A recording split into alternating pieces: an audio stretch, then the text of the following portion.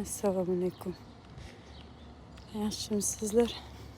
Shu ichidan shapkasini kiyib, erinmay, bir narsalar qilsa, ro'mol chiroyli bo'lib turadi. O'zi oddiy ro'molni ham har xil qilib o'raydi-ku. Men o'sha O'zbekistonda oddiy ro'molni ham oddiy chigib ketaverardim-da.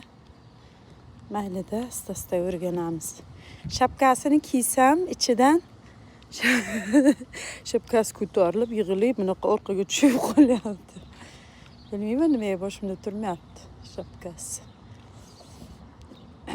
Asta-asta o'rganaman. Deydi-ku.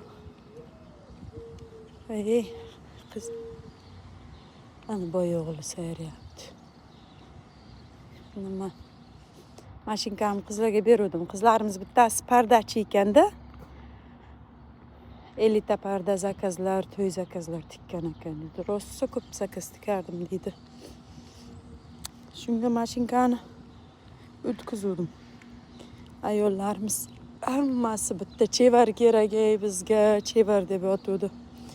Hozir bittasini buriga bor qaytariladigan, meni boyagi sarniga olib kelgan kiyimlar hammasi emas, 3 tasimi 4 tasi uzun, shuni qaytarish kerak.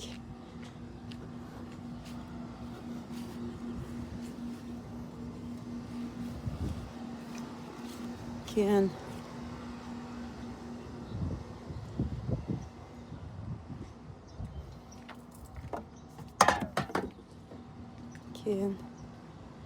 oy, video esime tushib ketdi.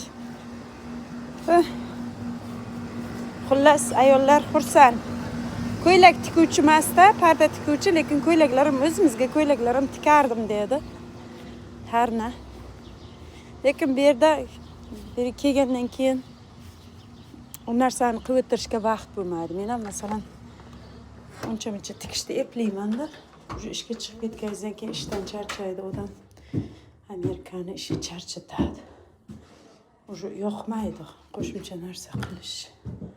Shu ishga chiqqancha qildirib olsak, mayli sog' bo'lasizlar.